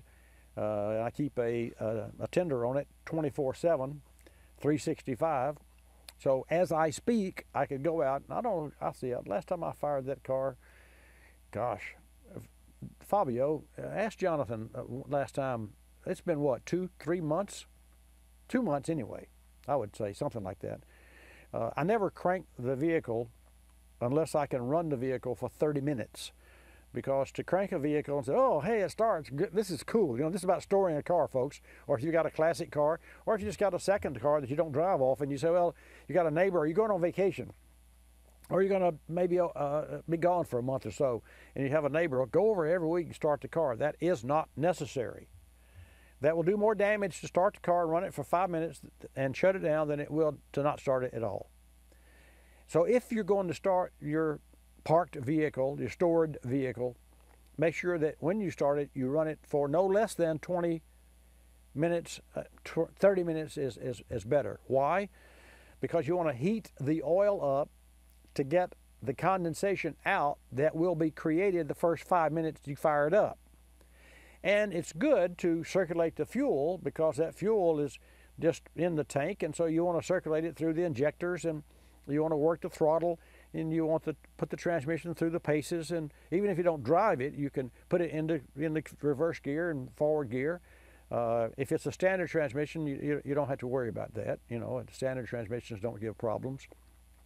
At least unless the driver breaks them. How do I know that? Well, I know that because I've broken my share. But anyway, I want to share this with you and about Porsches.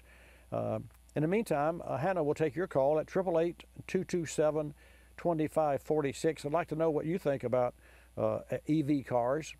And also, how about those of you that are connected to the power companies?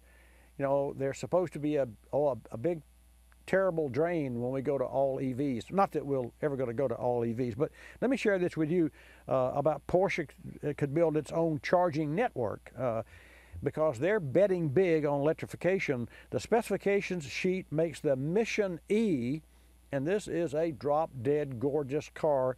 You get a chance, look online, just Google Mission E. What a great name that is, Mission E, the letter E.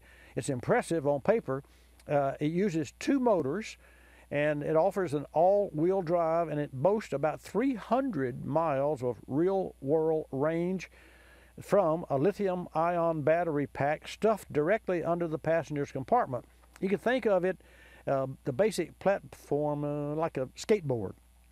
It's an innovative 800-volt charging system's been developed in-house that promises to help eradicate range anxiety by replenishing the battery pack in record time.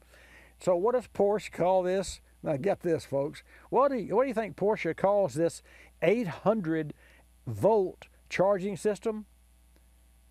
Turbo charging. That's kind of a play on words, don't you think? But that's what they named it, turbo charging. So what's next? You think every Porsche will be electric from now on? Well, not a chance, according to their electrification fleet director. The electrification is merely part of the company's standard and strategy as it starts to put together its game plan for the next decade. The Stuttgart-based, Germany-based firm will continue to invest in plug-in hybrid powertrains like the ones found in the Panamera and the Cayenne. And we have customers already with Panameras and Cayennes that have the plug-in technology. But even performance cars are getting hybrid engines these days. The Mercedes-AMG, in fact their boss, Tobias Moers, recently confirmed the next generation C63 AMG will feature a hybrid powertrain. And also Kia wants to solve one of the biggest problems with electric cars, and Kia has completed a 3-year pilot program to develop a wireless fast charging system for a fleet of Kia Soul EV prototypes. So I just want to share that with you. That's what's kind of like going on in the market, and get your 2 cents. Let's take a call from Jim in New York, who is thinking of storing or is storing a motorcycle. Jim, welcome to Bobby Likis Car Clinic. Glad to have you join us. Yeah, hi Bobby, how are you? Great, thank you. How about yourself? Oh, terrific. I wish spring would spring up here, though. I live in upstate New York, right. And obviously you can't ride your bikes between November and May. Hear it. So I have it in the garage, and every now and then I'll go out and start it up and let it run for 5 or 10 minutes. Right. Now, from what you had just said, is that the wrong thing to do? Would it be better to either not run it or to start it and let it run for 20 minutes or a half hour? Well, because that's a smaller oil, although it has an oil tank, but still it recirculates full time. Because it's a smaller engine, now, in other words, a normal engine has 5 quarts of oil and is either a 4-cylinder or a V6 or a V8. So it takes longer to heat the mass of the engine up. I'm talking about the oil and the coolant and the heads and where all the condensation occurs in a crankcase. It takes longer the bigger the engine. For instance, for 16 years, I had a Viper that holds 10 quarts of oil. Well, I live 3.9 miles from the studio. When I got to work, I could put my, not that I did, I could put my finger in the oil because it didn't have time to heat up. So the worst thing I could do is drive that vehicle back and forth. Your motorcycle is much smaller, so and motorcycles run hotter, quicker. So I'm going to say that I would put a time limit on the motor, 15 minutes, at least 15 minutes that I would run it through. Now, you don't have to ride it because you fire the engine up. You're going to circulate. I mean, you're going to exercise the injectors. You're going to exercise and rotate the mass. And here's the main thing, Jim. Condensation is in every internal combustion engine. Until you drive it on the road for 4 hours, you still have some condensation in the oil, period. That's true for any internal combustion engine, whether it's a diesel, a motorcycle, or whatever. So what you want to do is you want to run it long enough to cook out the condensation, get the oil up to 200, 210, 220 degrees. And 220 to 240 is the sweet spot for oil to run anyway. So having said that, what will happen when you idle your motor for 15 minutes is that the oil will circulate on the cylinders and the wrist pins and the rods and the mains, so that when you turn it off for another month, then it doesn't have any surface moisture, and surface moisture is the kiss of death. And I say that because I don't know if you've ever heard of, I think his name was Jim, but I could be wrong. Your name's Jim, but his name was Hines, and he was a national record holder for motorcycle drag racing. He actually had built a motor, a spare motor, because all those guys have, in the drag racing, have spare motors in the trailer. They had a spare motor that they had built, and they didn't have a motor problem for a year. And the very day they took that engine out of their trailer to put in the car at the track, the engine was seized because they had built it, and it rusted because they never fired it. And I think that was very interesting that actually could happen, but it did. And so I would say to you to run it at least 15 minutes, because what do you have to lose?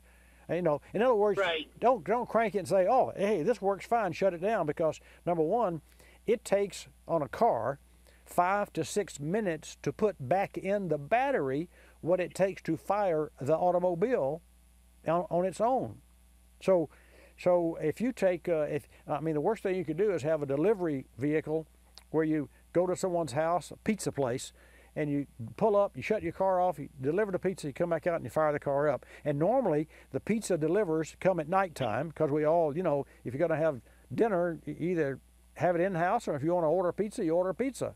It's not something you normally would have in the daytime. So the pizza drivers are driving their cars with the headlights on. They're doing short runs. So if every time they stopped, and they probably, I don't know how many runs they have, maybe 5 or 6 stops at a run. I know that because I had one recently, and the pizza was cold, and because they had 5 or 6 did. True.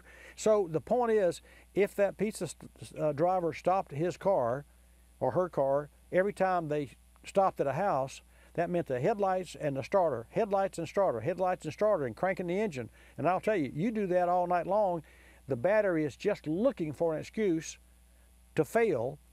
And I would say that would shorten the life of the battery, and it would also shorten the overall life of the alternator, because the alternator has a duty cycle. Like, let's say that I could lift 100 pounds 10 times. Well, I could lift 10 pounds 100 times. So my duty cycle is reduced the harder and the more the weight. Same thing's true for alternator. Alternator has a duty life cycle of probably 6 to 8 minutes at wide open capacity. So you've got an alternator that's pushing 100 amps, and you leave it for 8 minutes, you're going to damage that alternator. And I say that because, although it's not to do with your question, but let's say you have a bad alternator and your battery goes dead, and you take it into a shop and they put an alternator on it and they don't charge your battery, or you're going to wait on it. So your battery cannot possibly be charged in 1 hour. It takes 4 hours to bring the health of and the specific gravity back up to par. So you leave the shop with your new or remount alternator, and you get it back on the road, and your alternator is working for an hour and a half. It has no choice because the engine is driving it, and you will destroy the new alternator that was put on, or you will shorten its life. I know that because before I learned this, years and years ago, I had alternator comebacks that I don't have anymore. That makes sense? Yes. Anyway, yes. Hey, look, I got a hard break coming up, but here's to weather change for all you guys in New York, and we'll be thinking of you. I would tell you what the weather was like today, but I don't want to rub it in here. Yeah, okay. My sister lives in Florida, so she rubs it in. Yeah, okay. Well, good enough. Okay, my friend. Thanks for your call. All right. Your calls when I come back. 888-227-2546. Haven't heard from California or the state of Washington when I come back. Car repairs get expensive, and most of us don't have spare money for them. When a heater core starts to fail, it can be costly depending on location, maybe $1,000 even. When a heater core leaks, it usually comes on gradually with a smell of coolant and a film on the glass that keeps returning. Common leaks are the glued seals on the plastic tanks. This represents a perfect opportunity to use K-Seal, as it can be poured into the cooling system and driven right away. And K-Seal remains in the system, so it can prevent future leaks as well. We recently used K-Seal on a Honda to stop a heater core leak. We never experienced the smell of coolant, but we had to regularly clean the inside windshield glass to remove that film. It doesn't take more than a few drops from a leaking heater core to cause an unsafe film on the glass. After using K-Seal, it stopped. Find K-Seal at automotive retailers everywhere and get more information at kseal.com. That's kseal.com. You're listening to Bobby Likis Car Clinic. More than 1 million wild animals are killed each year illegally. Poaching is a major threat to our country's wildlife. I'm Tom Barry. I'm an actor with a desire to preserve living space for wildlife. The Humane Society Wildlife Land Trust does just that. Works with private landowners to protect wildlife, to preserve natural habitats. To learn more or to work with the Humane Society Wildlife Land Trust, call 800-729-SAVE. That's 800-729-SAVE, or visit wildlifelandtrust.org. Thank you. Did you know 26 million Americans have kidney disease and most don't know it? The day I was diagnosed, I didn't know what to do. I called the National Kidney Foundation, and the young lady who answered stayed on the phone with me and walked me through step by step. She too was surviving kidney disease. And she showed me there could be life after kidney disease. Visit the National Kidney Foundation at kidney.org. Now you know. We're a land of cynics. We don't believe anything anymore. You know why? Because we've been told we've won $1 million, that it's new and improved, that it slices and dices, that our favorite singer is still alive, that we'll be prosecuted if we cut off the tags, and of course that everything is backed with a 100% money-back guarantee. So when we hear the words customer service, we don't believe it. Travelocity isn't surprised if you're a little skeptical when they say they have excellent customer service, and that there's actually a pleasant face behind this website, a living, breathing person with a supercharged computer full of answers. Someone who's willing to help when you get lost, and most of all, someone that will actually pick up the phone when you call with a question or a concern. Customer service is just another example of how Travelocity puts you in control of travel. Chances are you'll never have to use it, but it's good to know it'll be there if you need it. Travelocity.com. Go virtually anywhere.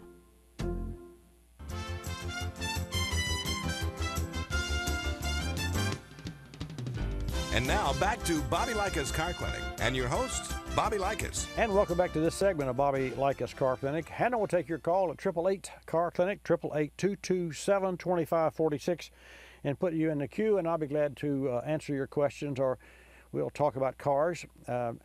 Before the break, we were talking with Jim in New York about his motorcycle, and we were both referring to the condensation that obviously builds up in an engine.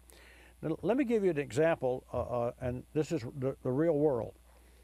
My classic car that I talk about quite often is really my favorite car, really, of all the cars that I've had.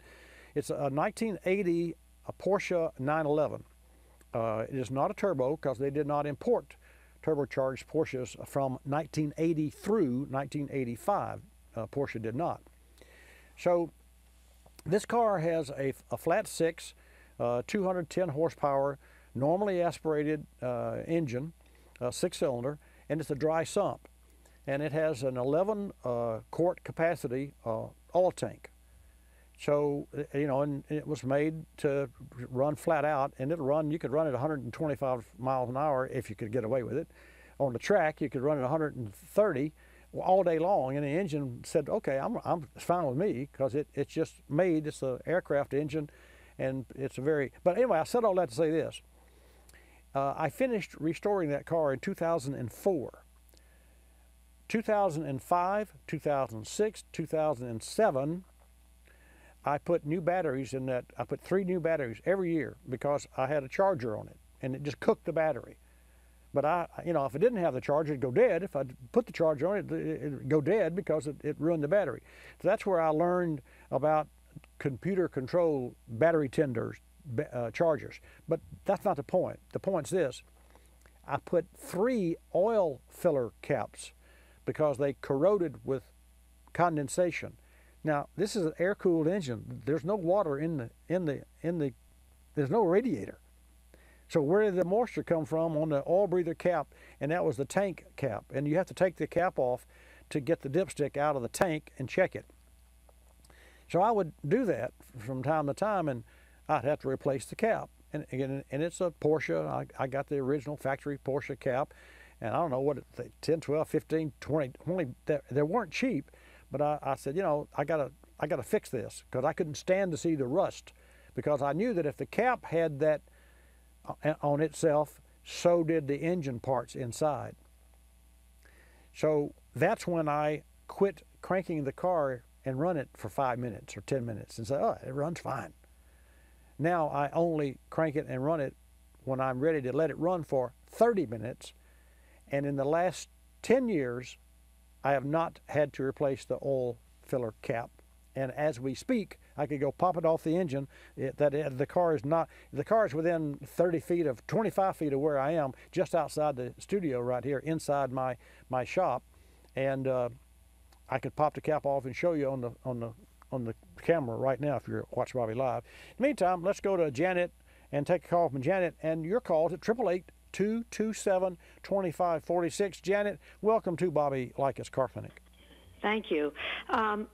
I have a 2004 Honda Civic, and it is stored about 9 months out of the year. Yes, ma'am. What do you think about battery tricklers, attaching it to the car battery? Well, that's exactly what we were just talking about earlier. You obviously just tuned in, but yes, yeah. We're talking about it's a battery tender.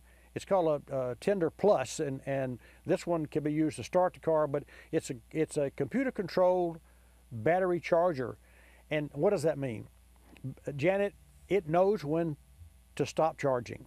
It sees and measures, it pings the battery. So it's like pinging your computer for IP address. Literally, this charger unit pings the battery and it says, how are you doing? And the battery says, I am at 13.2 volts. I'm just healthy. Fine. So about every 20 or 30 seconds, it pings the battery. And if the battery doesn't need charging, it does not charge the battery. So that's what's important, because it's not, the optimum thing is to keep the battery fully charged. In fact, just for your information, with an EV car, when you have lithium ion, now we're not talking about lithium ion batteries here, but when you have a lithium ion like a Tesla, you do not want to you do not want to keep those batteries 100% charged. It will shorten the life of the battery. But that's for a lithium ion. You're supposed to keep those batteries at like 65% charged, unless you're going to planning a trip, then you charge it all the way. But anyway, that's for Tesla owners know that, and anybody that has an EV, if they read their manual, will see that the car itself has controls that control that. But getting back to your Honda, by all means, and I'll tell you something else too. Before you put that car to bed for those 7 or 8 months that you're storing it, it should have new oil and filter, because that's the only way that you'll know that there's no condensation in the oil, or no impurities, or no toxins that can cause corrosion. Okay. So that's the two most important. Another thing too, you should, is this car like stored in a garage? Yeah, okay. Stored in a garage. You make sure that the windows are down 2 inches. Oh, I didn't know that. Yes. Very good. Because the interior will mildew. And in a high humidity area, and I see that you're from Florida, so you're in the tropics here. So you should crack the windows 2 inches, and what that does is it lets air flow in and air flow out, versus trapping the air and the moisture inside the vehicle. You probably never noticed this, but do the next time you're out. If you're riding by a used car lot, and or any place in the mall where you've got 100 cars parked there, If you see one that has fogged windows, that car has a water leak in it. Because what happens is that will leak water into that used car or into your car, and then when the sun comes out, it turns into steam, well, into vapor, and it fogs the windows up. And it's really easy. We do a lot of pre-purchase inspections in our service shop, and a car comes in. Of course, you can smell the mildew, and you can also. We have challenges with microbial growth in the evaporator core of all cars, including the car that you drive regularly. Why? Because an air conditioner, as you know, Janet, does two things. It takes the heat out of the air and the moisture out of the air. Dehumidifies. That's why air conditioners drain water on the driveway. Well, what that means is every time you put your car to bed at night, you put it to bed with a wet evaporator core. And this invites microbial growth, and to that end, all of the new manufacturers of cars, or all the manufacturers of new cars, have a default that when you turn the car off, it opens. If you've got a car on maximum AC, then you're recirculating the air. When you turn the car off, it automatically goes back to open, so that it can vent the evaporator core to help offset the microbial growth. And GM and some other makers at one time put a relay that kept the fan going after you turn the car off. And so many people had trouble with it come out with a dead battery because the relay would stick. And there was a kit where you take that off the car. So nothing much has changed except the electronics. Hey, thank you so much for your call. Okay, thank you. You're welcome. Let's go to Texas. Take a call from Abe. Abe, welcome to Bobby Likis Car Clinic. Hello. Hey, Bobby, sir. I'm having a trouble with a 1999 Nissan Pathfinder. Okay. And it's given me a bunch of codes, but what happened was 40,000 miles ago, the dealership put a new distributor in. Okay. And then it began to have oil leaks, so the valve cover gaskets were replaced, and then it started having hesitation. So I looked into it myself, and it was throwing a P0300 code, which is a random misfire. And so I put new plugs and wires on it, and it still gave me trouble. Took it back to the dealership. They said it needed a new distributor. I told them that we had just done that, and I wanted to get it back out of the shop. So I ended up changing out the throttle position sensor because that code showed up, and I had it removed. Right. But now it's back to the P. 300. Oh yeah, and also it had a knock sensor. So I put a new knock sensor on it, right. But it's still giving me a misfire code. And it just shortly showed a P0306, which I understand that means there's a misfire on the 6th cylinder. So I don't know if it's a bad wire that I put in or a plug, or I just know that 6th cylinder back there was a booger to get to. Yeah, you have a coil problem. Okay. And you speak, and I kind of chuckled when you said back plug. That's the engine that the intake manifold lays over the back side, isn't it? That's right. Yeah. So about, I don't know, 6 months. Well, it could have been a year ago. We had a customer in, and 2 of the coils were bad. And so we had, and wouldn't you know, one of them was in the back. One was in the front. I mean, you open the hood, and there it is right there, just easy to get to. And the other one's in the back. You got to take the manifold off. And anyway, so here's what we did. We put 3 coils. She said, well, I thought you said you didn't need but 2. I said, that's right. But you're going to need the other one soon, or you're going to need more soon. So we're going to put the new coil, the 2 coils that are bad, we're going to put 2 of those in the back plus 1 more new one, because we got the labors that's going to be the same. And then we're going to put the other 3 good coils in the front. And wouldn't you know, Abe, it wasn't 6 weeks, and I'm just my memory, it wasn't 6 to 8 weeks later she came back with the same misfire, and it was the other coils, but we had put them in the front, so it was a no-brainer, and we saved her 2 hours labor. I mean, minimum. And so what I suggest to you is to replace the coils in the back, but if you don't have a professional tool, you're not sure which one is missing, I'd put a set of coils on it. How many miles do you? It's a 99 model automobile, my gosh. Just put a set of, I'd put a set of coils. Are you going to do the work yourself? Yes, sir. It's got 211,000. The thing is my understanding is this 3.3 only has one coil instead of individual coil pack. Well, then put the new coil on it, so then it would have 6. Well, that's like a Chrysler. Chrysler says that way. So yeah, then put the new coil. Now, make sure when you put the coil on, you know, that when you put the plugs in, that you put dielectric compound on the tip, you know, where it plugs on. Okay. And you can buy that when you buy the coils. You can buy that dielectric compound in a little tube of that stuff. It's not expensive, but it stops RF and it stops corrosion, and it's what you should do to make it last. Okay. Okay. All right. Hey, my friend, where do you live in Texas? Tyler, Texas. Tyler, Texas. I get a lot of calls from Tyler.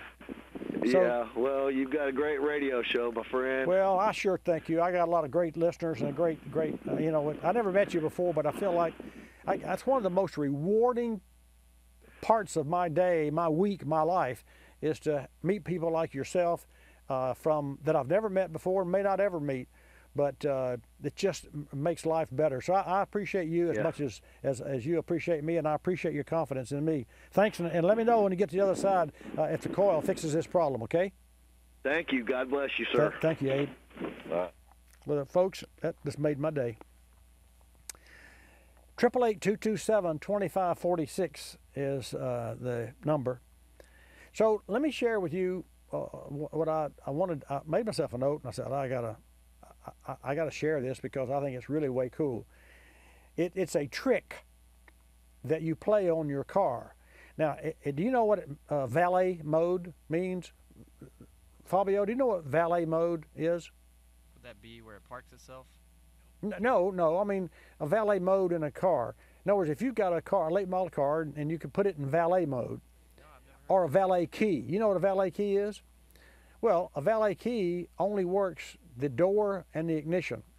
It does not work the trunk, and it does not work the glove compartment. So if you go to a restaurant, you can be assured that if you've got something personal, or a firearm, and it's locked up, you want to make sure it stays locked up. So you lock your trunk, you lock your glove compartment, and the valet key will not allow anyone to get anything except to go park your car. That's what a valet. Well, there's a valet mode, like the Dodge Demon has a valet mode. Not that you would let anybody park your Dodge Demon, but there's a valet. Well, anyway, here's the point. Diablo Sport has an amped throttle sensitivity booster module that has stock control on the throttle control, low 50%, medium 75%, high 100%, valet kind of like nothing percent, and then 400%. That's a wow mode. And what this does, folks, is, as I understand it, it improves the throttle responsiveness, and it's faster acceleration from a stop, and it is a module that plugs into your existing vehicle. Now, if you've got a Ford, a GM, a Dodge, or a Jeep, that Diablo Sport created and offers on the market is called Amped Throttle Sensitivity Booster Module. And what that means is you touch the throttle and the car moves instantly. I got to get one, except I got a Jag, so I guess I'd have to buy a Ford, GM, Chrysler, or Jeep. Regardless, I'll see you same time, same station. I'm Bobby Likis. Like us, you'll love us. This is Bobby Likis Car Clinic. Bobby Likis Car Clinic is a copyrighted presentation of Car Clinic Productions Incorporated and may not be reproduced or rebroadcast without the express written approval of Car Clinic Productions Incorporated.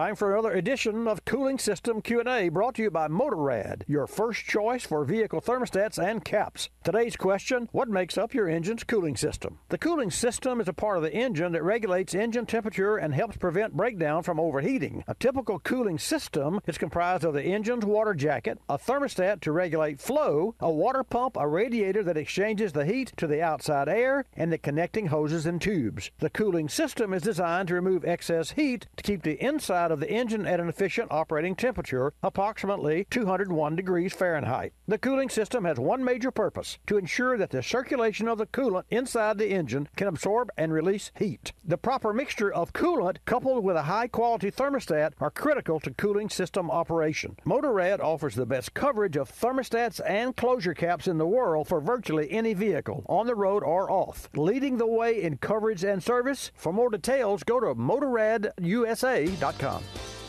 You're listening to Bobby Likis Car Clinic. Rosie Outfitters, I'm Tina. How can I help you? I'd like to place an order. Great. Which item? The cotton roll neck sweater, large. Okay. Periwinkle, Loden, or caramel? The caramel, please. The what? I'd like it in caramel. Oh, the caramel? Yeah, that's what I said, Tina. Actually, you said caramel when it's pronounced caramel. Can't we just call it yellow? No. Everyone knows the best part of a Milky Way. They just don't know how to say it. After all, it's our caramel. It's caramel. Ugh, that makes a Milky Way great. You start my morning, you stir in my soul, you warm my heart, make me feel whole. Your aroma calls me, starts my morning, happy morning. Your name is Folgers Mountain